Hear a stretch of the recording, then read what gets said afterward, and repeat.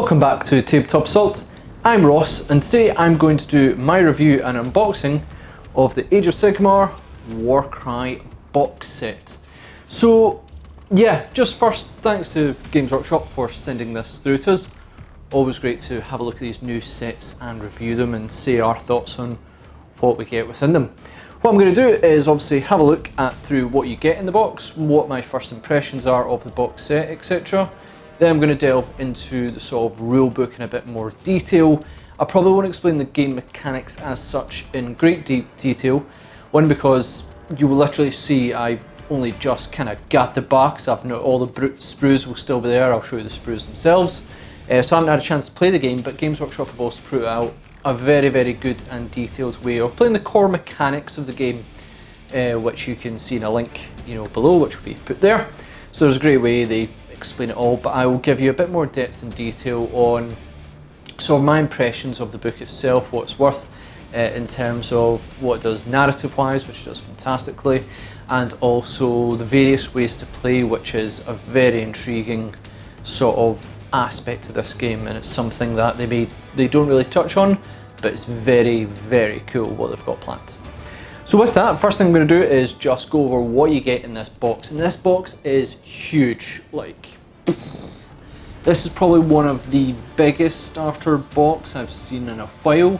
We've had Warhammer Underworlds ones, which tend to be a lot smaller. Kill Team was quite big. It's almost about the same size, though this is probably a little bit thicker.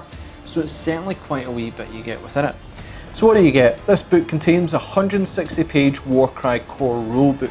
So 160 pages, which is quite thick. 4-page quick start guide, summary, and it is quite good in itself. 22 by 30 folding game boards, which looks awesome. 20 fighter cards. I think that is your teams in themselves. You get the fighter cards, and then I think it also has the Chaos Beasts as well. 4 ability cards. That's the abilities that your teams can use. 36 terrain cards, which the mechanics of them are very good. 36 deployment cards, 36 victory cards, 36 twist cards. Essentially what they do is, instead of having preset missions, which I think there's a few in there, you can do, and I'm not 100% sure on that, I think you can basically, when you go to play this game, you have 36 different terrain cards, 36 deployment, 36 victory conditions, 36 twist. And you draw from them rather than having a preset mission that you either randomly roll. So it can add a huge amount of variety, and I really like this aspect. I can't wait to play this game to give that a try. 18 dice ruler, token, range ruler, tokens, go inside a bit. Ruined City terrain, and the Ruined City terrain looks absolutely incredible. Includes 29 Citadel miniatures, Iron Golem warbands, which is 1 Dominar. Now I might get some of these wrong. 1 Signifer, 1 Ogre Breacher, 1 Armator, 1 Drillmaster, and 3 Iron Legionnaires.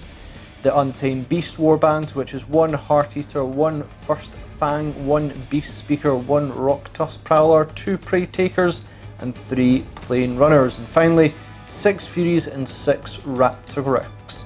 So the most important thing to take away about here is, hey, after how many years, there is new Chaos Furies, Furies. So yeah, that is really awesome to have new models for them as well, and they look absolutely great. So that's kind of the key part of the review, Furies have got new models, but I think that's a bit of a joke on that one. It's nice to see them get used in a different way, in a different game, which I imagine they'll probably get. I think they've already been announced that Age of Sigmar rules are out for them, will come out for them, or battle scrolls for them.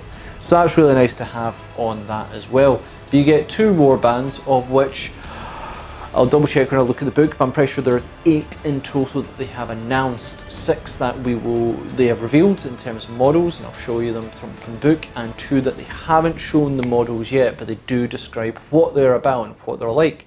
And one of them I think is significantly cool. But enough of that, let's quickly go into the box set itself. Now this is heavy, and this is not the most sturdiest of tables compared to our other ones, and it hopefully should be able to hold it if I can open it. This is the one problem with these unboxing videos, is that if you don't sometimes do it properly, you can fail to open them and it's very embarrassing. So firstly, the top thing you get is sprues. You get sprues. This is what this box is so big. I mean, it just goes on and on. I'll give you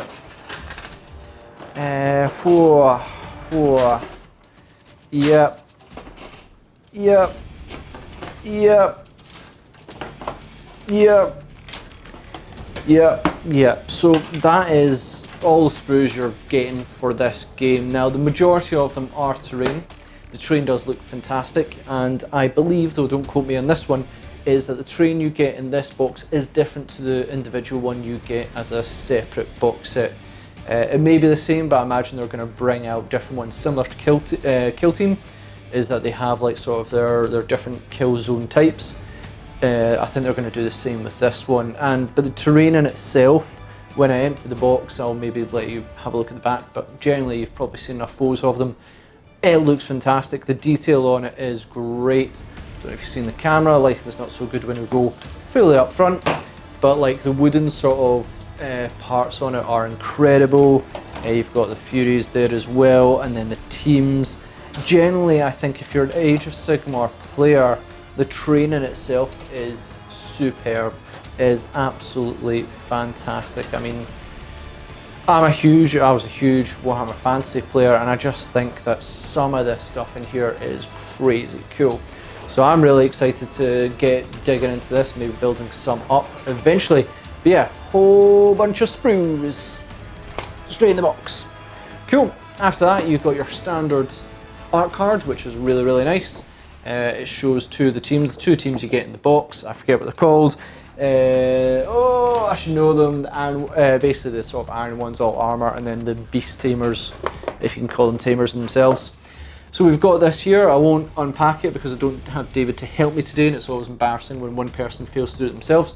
But that will be your battle map. I believe it's 22 inches by 30 inches. And then you also have the tokens. Very interesting that we're now seeing tokens becoming more and more part of these core side games. I'll probably speak about it a bit later. But you've got your tokens and your battle map, which is all really, really super nice. We then have the rule summary. So the rule summary, it gives you what's in the box, what do you expect to get in there, and make sure you do have everything because that helps. You should do, they're fairly reliable for that one. You then have getting started with the Warcry, gives you a bit of explanation of everything and combat. We then also have on the back sheet rule summary and a very, very quick one page of the rules in themselves, and it gives you a bit of universal abilities. It summarizes it pretty nicely. Onto here we also have, when we start going into the box and everything, now I have unpacked this, but these do come together I believe, is the building manual, which is fairly robust because there's a lot to build. There is a lot to build in this set, so that comes in there. And then you have the Warcry manual itself. Now I'll go into this in a bit more detail once I've gone through the box. But yeah, there's some, it was bigger than I thought, and there's a very specific reason for that. And I'll go into that when I explain the core rulebook, but that's the core rulebook there, 160 pages, 164 if you count the cover, I believe. You then have your deck. So then the other thing we notice a lot more these games are coming out is cards along with tokens. So we have our victory cards, so that would be your victory conditions I imagine. You have your battlefield cards, which I want to say terrain, but I could be wrong. No, I'm going to say that's terrain. Battlefield cards is going to be terrain, because the next one is deployment, so that's obviously deployment. And the last one is your twist, which is your sort of, maybe like your battlefield effect, but it's obviously the twist to the game that you don't expect, which I quite like these sort of aspects on there. Lastly is this deck here. I'm going to attempt to open this one, but you know, don't judge me if I get this one badly done. Yes, I nailed it. And it's going to be your fighter cards in there. So as you can see, you've got one of your fighters. That has all their basic stats. Lighting's terrible there. Is your stats on each of the card of the, you know, characters you get within the game. Comes with their points, movement, stats, etc. So it's really nice to have them. Now imagine when I was looking through sort of the stuff that's coming up for pre-order, I believe that each of the box you're going to get for the teams will probably come with those cards, and you also get for the other factions, and there is other factions that can be used within this game. They do have starter sets as well and I assume they're all going to come with these cards to help you identify each of the models and their stats, otherwise it's going to be blooming difficult to play the game. That's if you play orcs or anything, and I'll go into the separate factions a little bit later, but basically those factions can be used. It's not just all Chaos Warbands, sometimes other players come in and try and fight in these sort of hostile environments as well. So I really like the cards. I actually love card mechanics on these ones. You see that a lot with Warhammer Underworld as well, where you can basically get, if you're playing small amount teams, you have these card sections that do have your overall stats. I quite like it, and the artwork on them just improves every time. I mean, these ones just look phenomenal, so really like that as well. I'm going to keep them neatly over there, because if I put them on the ground they'll become a mess. Next up you have bases. Oh goodness, there is so many bases in here. Measuring tape, plastic bags, because they know you guys are going to get those cards mixed up and everything, so they've got your back on that one. That's a good bit of housekeeping I can wholeheartedly agree on. And then you have your dice, which I love how they've got the sort of skull sword bit, you know, which is really nice. That marks 6, and then a whole bunch of bases, and I think that's everything. Yes, so that is everything you get in the box. So quite a wee bit, especially when it comes to sprues. It's a huge amount, which is quite nice. So the main advantage and the main thing we want to speak about is Warhammer Age of Sigmar Warcry rulebook, and what this sort of detail in this one, which I believe you can buy separately if you wish. Now obviously you need to make sure you have terrain agreed upon, range, etc. You might, if for instance you're like, oh, we already have orcs, we already have deepkin, you know, we're just going to play with those factions, we're not interested in the sprues. You can technically, I believe, play with just the Warcry book in itself. I don't think you need much more than that. Maybe the markers would be hugely beneficial, so they would massively help in your game. I think you could maybe survive without them, but I wouldn't recommend it. It's just more better bookkeeping on that one. So let's go into the book itself. I've written down a whole bunch of notes to keep me right on that one. So in the main rulebook itself, let's just go into this. So the main rulebook itself, it starts out very narrative heavy, which makes sense. Well, it starts out with a context page, but you know, the first part does go into sort of, you know, narrative, and there's some gorgeous artwork on there.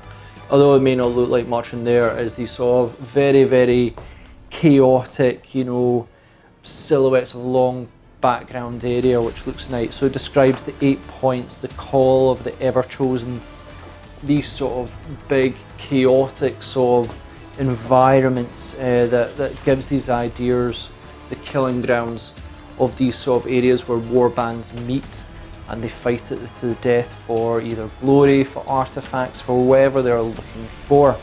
And it gives a good sense of, not a huge sense, but a good sense of these chaos environments.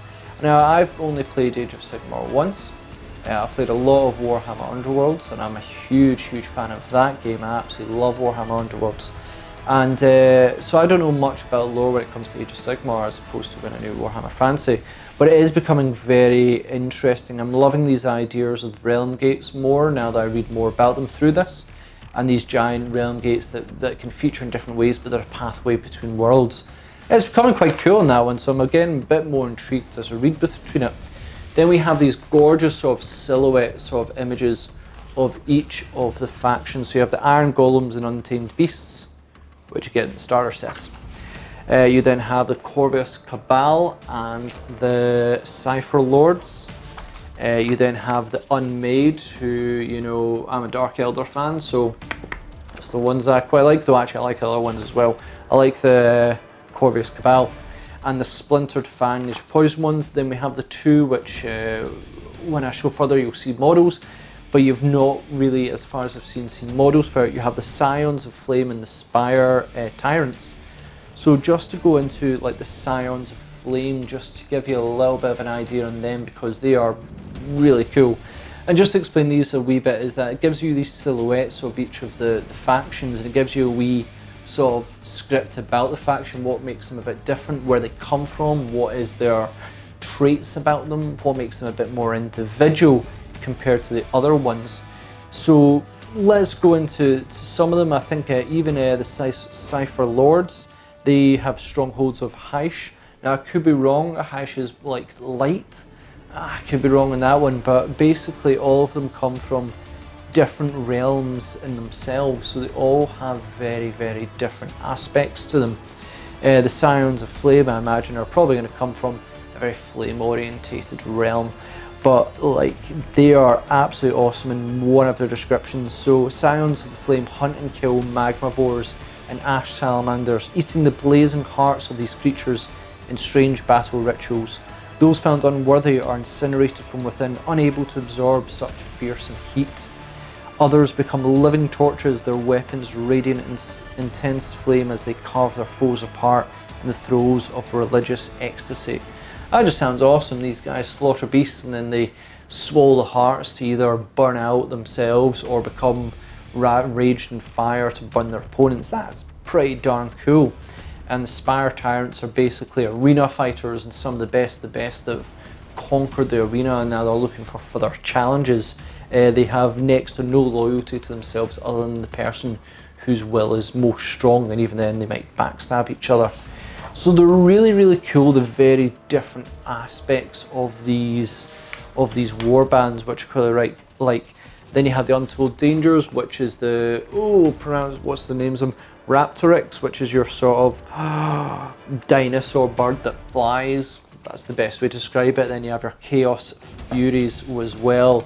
And I like how the one they've shown there has a dagger to represent, so they're not sort of like mindless beasts, they're almost like demons in wings, and they fly about, and eventually if you're not careful, they'll stab you. So yeah, that's quite cool. You then have Raiders of the Souls, Spoils, is it? Yeah, Spoil. Now this sort of page summarizes, I think the Gloomspite gets the Night Haunts and the Stormcast Eternal, why they would journey into such treacherous chaos lands. They're not looking to prove themselves to anyone in particular, but there is great artifacts, glory to be had in such perilous adventures. So it's nice to see that sort of a wee bit of lore on that one, but it's to show that there is a reason for other factions being present here, other than just Chaos Warbands. They also speak about the sort of great highways of the Chaos forces marching to war, and the warbands sort of trying to avoid them, because if they go too near them, they'll probably just get crushed under the legions. So they get by so they can eventually reach to their goal or create the artifacts and everything. Just really, really cool moments that describes a bit more of the Age of Sigmar environment. Then got the Seekers of Power pages, which shows you all the models in detail. Now you can obviously go into Warhammer community pages for these and a bit more, but I mean, they're just so different to each other. Iron Golems obviously being very armor heavy. There's even what looks like a Chaos Dwarf, which is pretty cool in my book. He's got big beard, bit short, dual hammers, rocking it. Untamed Beasts, which is obviously your Beastmasters. The Cypher Lords, which again is a strange one, but fair enough. I don't know how to describe them. The Corvius Cabal, which is your sort of, they believe picking apart their opponents, picking them clean, which is quite cool. So they're very crow heavy. The leader of their faction is phenomenal. I don't know if that gives it justice, but absolutely phenomenal looking model. Breaks my heart he's not in the starter set. Love him. Splintered Fang, which is a bit more about your poisons, which might be cool. They may not hit hard, but you might have reoccurring damage going through it. The Unmaids, which is Dark Elder and stuff in a book. I mean, like, they believe that the more glories and more stuff you have, the more you sacrifice a part of yourself or something. Leader for them is called the Blissful One. Literally has no arms, no legs. It's on some kind of crazy pedestal. Don't know if you can see there. Just looks crazy. And tragically you don't have the flame ones, which I was devastated about. Devastated. So let's go into playing Warcry and core rulebook. Firstly, I don't want to go into it too hard. As I said, I haven't played it. I've literally just got the box here. I think I only got it like the past day. And so I've not had a chance to play it myself yet. Plus, as I said, GW, they've released a good video of it itself, giving a very, it's a 10-minute video, gives you a brief description of how the game actually functions, and it actually describes it pretty darn well. However, there is about 20 pages of the core rulebook, which is the main part here, and it covers not just the core part, but the more complex parts as well, which is good. 20 pages essentially for all the core rules, which is not bad. It explains tokens, what a reroll is, what the difference of within and wholly within means, because now we need to be absolutely explicitly clear when we describe within and wholly within, no room for error there, and what the data cards are and the stats you get.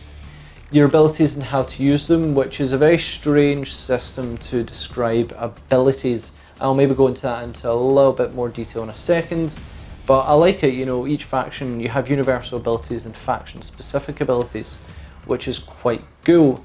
You then have attack actions, terrain, elements. Elements of the rules also take into account obviously more 40k than Age of Sigmar. For instance, Age of Sigmar, you would have your stats which say roll to hit, roll to wound. Doesn't take into account toughness or anything. It's like roll to hit, roll to wounds, inflict the damage, etc. and their saves. In this, it seems to be more, you don't roll to hit. You sort of do, but it's like one roll you make hit and wound, and it takes into account your strength versus your opponent's toughness in a very similar fashion to 40k, where if you are even you need 4s, if you are greater strength and toughness you need 3s, and if you're lower strength and they're higher toughness you need 5s, with 6 being a crit.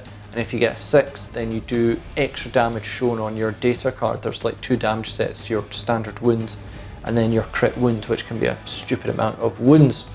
Doesn't appear to be save roll as such, so you'd imagine if you're just tough, you're just tougher. And essentially, but you also have a plethora of wounds. Many of them have quite a lot of wounds. Some don't have too many, but I mean there's characters with 15, 20 wounds, so you can certainly take a fair bit of a beating before you go down. But yeah, overall it seems a bit more simpler on that side. That's quite nice to have as well. To describe abilities very, very quickly on that one, abilities work when you roll for priority at the start of turn. You roll 6 dice. You get you count how many sort of singles you have. So if you have 6 dice and you roll 1 1 1 5, and then you get let's say 2 3s and 2 5s, that gives you 2 singles and 2 doubles. So you can take your your 2 singles, that gives you whoever's got the most singles gets priority, while those doubles, the 2 sets of doubles, is the abilities you can use and how high they are. Basically, if you have 2 doubles, then that means you can use let's say two dice abilities. Well, if you have a triple, you can use a triple ability. Use a quad, you can use a 4 star ability, if you will. So the more of the same number you get, the more powerful ability you can use, but I think it also measures your priority as well. So it's whether, and you can manipulate dice as well, you have a free dice as well to use. So it's whether you want to bank on abilities rather than bank on going first, which is quite interesting in that regard as well. Might have got that one a bit wrong, but it's an interesting aspect that you can't really bank on your abilities to know what you rolled. The other things you've got as well, which is your Chaos Beasts. So the Chaos Beasts themselves have a wee bit of an explanation on how to use them. Now, it's a bit of a confusing aspect now, and I tried to understand it. It was a bit cool. I think I'm only going to truly understand Chaos Beasts once I actually play the game. So yeah, it's cool to have that in there. What I like about the Chaos Beasts is that there's certainly room to improve in there. Now, I don't mean improve the game in itself, I mean is add on more beasts, because in Age of Sigmar there is a lot of different beasts throughout the world. And even then, there might be ones where they'll design missions where might be hunts. You and your opponent are opposing to hunt down Chaos Beasts, whether it be hunt down the most Furies, or maybe hunt down a Dragon Ogre Shaggoth, and trying to kill one with your warband alone is almost impossible. Maybe you and your opponent need to also try and kill each other, but try and bring down that Shaggoth before it kills all of you, and whoever gets the killing blow obviously gets the most glory. I like that idea. That's me just speculating, but one of the most, I just think that's too good an idea, that if you're going to have beasts, then really having big beasts would be quite nice, and to have these sort of hunt mechanics I think would be really good. Maybe there's a mission that involves, chaotic beasts. I know they only appear in certain missions, but maybe there might be one that is hunt down the beasts, and I think that might be quite cool. So I'd really like to see how that works. Now we're getting into the sort of, that was only about a third of the book. You then have the rune marks as well, which is sort of your keywords. I feel instead of having words as key marks, you have your sort of runes and you can match them with abilities. So that's quite good to have there as well. You then have sort of the different ways you've got to play, and this is probably the most extensive part when it comes to this rulebook. You firstly got open play. So open play is sort of your standard open play where, you know, it's easy version to get into. You have two versions, which is your Coalition of Death, which is basically multiplayers versus multiplayers, how to work together with, you know, allies, if you will, to face other opponents. And then you have Triumph and Treachery, which is a very loaded name because many of us will remember Triumph and Treachery from Warhammer Fantasy Battles, and it's like a free-for-all carnage and emphasis on treachery because there was so much treachery in that game, and it was great, it was fantastic. From looking at the quick look of open play, it's not bad, you know, there's rules in that one as well. The part that I instantly went towards is Triumph and Treachery, and I didn't see as much treachery as say there was in the Warhammer Fantasy one, which I was a huge fan of, because you could like pay your opponent's units to not fire at you. Well, you could pay your opponent not to fire at you or attack you with coins which activate abilities, but you could also use abilities that would then stop your opponent firing at you. For instance, you said, cool, you can't fire, you know, you're going to fire at me. No, you're not, I'm going to force you to fire at another unit. So there was a lot of this treachery aspect, and I don't see it as much in here as it was back then. But it's certainly a point to improve upon, because that was a whole expansion to the game itself, to Warhammer Fantasy Battle, was Triumph and Treachery. It was nice to see the name again, but it's not quite as like the Triumph and Treachery you may know and love. But it's very good to have that name again. We then have Narrative, which is, you know, your big sort of ladder part of campaigns, and there's a lot of coverage here on campaigns, how to track them, things, you know, the aftermath sequence, which is sort of how your guys get stronger, injury rolls, items that you may unlock, which is all really cool. So I quite like that aspect as well. I won't go into it in too much detail because there's more to come of that later on. Next up we have matched play, which is your sort of standard, try and keep it to points. They speak a lot about tournaments, etc., and how they generally advise a game should work. So you have your battle plan, table A, you know, your sort of different battle plans, etc., to try and keep it a bit more even. But it's to try and keep it a bit more of a tournament set level, rather than if you're just going to just play a game. But I see most people stick by match play because it's the most even. That's what most people go for. But they do have these all various different types. Now, this is where we get to the part where it's the campaign section, which is to work in coalition with the narrative play. Now this is a 160 page book, but the campaign section takes up nearly the rest of the book. Nearly, not all of it, but nearly the rest. So it's nearly half the book in itself. And this is a fantastic section. This is a lot more thought out than I think any other of the games that we currently have out, for whether it be Apocalypse, whether it be Kill Team, whether it be Warhammer Underworlds. There is a huge amount here, and it looks absolutely fantastic. I know this probably doesn't make sense me holding it up to you, but it's really cool. So what it's got 23 campaigns in here, 2 pages each, but 23 campaigns. 2 for each of the main sets that start out with, except for the Scions of Flame and Spire Tyrants. They only get 1. So for instance, your Iron Golems, I believe that's their name, get Conqueror the Forge and Cursed Metal. And then you've got, you know, the Untamed Beasts get the Hunt for Fire Scar, and then they also get the Tooth and Claw. Now these sort of give a bit more narrative. It's a bit more open, so you can build the world in itself and build the narrative. But each one has sort of a D3 artifact of power, so it's an artifact you can get within that campaign. A D3 command trait, so you can get a command trait that makes your guy more awesome. Then you have the convergence ones, which is basically big battles that happen in a conversion. So obviously you have your first conversion, your second conversion, the final one, and these are the main games you've got to win. I imagine the other games you've got to play are just general ones, but these are the ones that are a bit more, these you need to achieve. So it's really nice to have them, but not only do you have the ones for the main sets there, they also have one for Nighthaunt, Stormcast Eternal, Legions of Nagash, Gloomspit Gits, Anodith, Idunith, Deepkin, Flesh Eater Core, Iron Jaws, Daughter of Cain, and Bone Splitters. So they all have one campaign each as well. Now, you saw a Warcry campaign in the back. There is a Warcry warband roster, which allows you to sort of hold up, look through your roster, keep track of everything you have got. But they also have your campaign progress tracker, which is 1, 2, 3, 4, 5, 6, 7, 8, 9, 10, 11, 12. But I think some are artifacts of power. So, I think there's about 10 missions, give or take, 7 maybe, that you actually play. So it's really cool to have this sort of aspects of the game you play. Love it. I'm intrigued to see how this works. Preset campaigns are interesting. Sometimes they can be done in so little detail that they don't really, if they're done in so little detail, then there's no point doing them because there's almost nowhere to go. But done with too much detail, they seem like such a hindrance that you'll never complete them.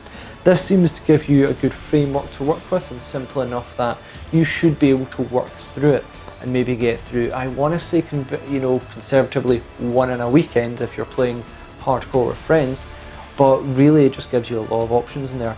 And then when you do win that campaign, you get spoils of victory. So you get an artifact, an extra powerful one, which you can claim to your friends. Look, I won that campaign. I get to use this artifact maybe in future campaigns, maybe in a match play if you're going to be that guy. But, generally they have these artifacts that may be powerful later on. And I imagine this is a huge part of this idea that they're going to expand on this. Further artifacts, further campaigns as more warbands come out. And I absolutely love this sort of aspect of the campaign. It's nearly half the book, so obviously they had this a huge part in mind. So I think that's a huge success that they've planned out campaigns, probably, and I'm saying this from first impression, so don't judge me on this one, but probably the best that they've done so far in any of the books, and I think that's a great success on that one. Then you've got sort of your name generators for building your warband. You can roll a dice and, Gloomspite Gits, roll a d10. The first name, 2 is Gripe, and then number 3 is Pincher. So I'd give you a guy's name, and then you've got origins and you've got the leader one. So it's really quite details in there, building up the aspects of your guys. Battle plan generator, so you can, if you don't have the cards, you can roll for it, and that gives you sort of the various terrain you've got. You've got the deployment cards, so you can roll for them instead of having the cards, which is nice, so maybe you don't need the cards in there. The victory cards as well, so you can roll on it, which is quite nice. Your twist cards. So yeah, you've got these sort of ideas of randomly generating your own mission. And with that, I'm going to say that's probably the end of my review on that one. A lot of it obviously spent on the book in itself.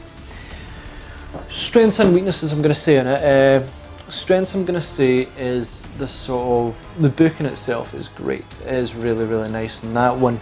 You get an idea of the warbands in itself, which is really cool. The key core components how to play the game seems simple enough. And the fact that you are able to generate, a campaign, fantastic, but you can also generate missions a little bit more freely than other games. And it seems like almost in each game we're seeing, from Kill Team to Apocalypse, they're making this sort of generate your own missions a lot easier. You saw in Apocalypse recently a lot more where they had the twist table, etc. And I think that's them, trying out these systems, and they are proving quite good, and they're being more successful. I need to play more games with them before I can say if they're successful, but I'm liking this sort of less stringent rules, and we can have random sort of, this is what the game's going to be. I quite like that as well. The abilities I think is quite good. Now that's really going to come down to people's opinion, and I see more people arguing over this when it comes to Apocalypse and Warhammer 40k in general. Maybe Age of Sigmar as well, but I don't play that as much. And it's this idea of stratagems where you have preset stratagems, you build your army and you know what your stratagems are going to be, but for instance Apocalypse, you may not know what your abilities are going to be. That's the same in Warcry, where you do know your abilities, you have preset small amounts, but you need to have the dice to really pull them off to full effect. Sure, you know, I think some of them have presets, you know, how powerful they are. If you roll 2 2s, then you can use it. Some you might need 4 dice and they need to be high up for them to be truly powerful. So it's not preset abilities that you can use straight off. You plan beforehand, you go, I'm going to do this turn 1. You have to roll for it. And I quite like that. It means you're not going in going, I'm going to hammer turn 1 with these abilities and you won't recover from it. It's these sort of abilities that when they do work out, they're going to be game changing. If they don't, you're going to have to work with your warbands to do well. So I like that as well, and I like the campaign. One weakness to say on the book is that I maybe would have preferred that if they'd stuck all the stats for all the characters in it. Like in Kill Team, they stuck all the stats in there for you. Now in Kill Team, I do like how, you know, I'm not sure, I don't think you can, is that the stats should be on separate cards as well for ease, similar to Example. But having them in the book as well would allow you to maybe see the teams in a bit more detail and go, oh, I really like how this team works, they're high toughness, slow movement, I want to do that. Instead you'd have to buy the cards first and see, though they may actually release the stats on the Age of Sigmar website or the Warcry website, so I'd have a look out for that. That's the only real criticism I'd go on that one.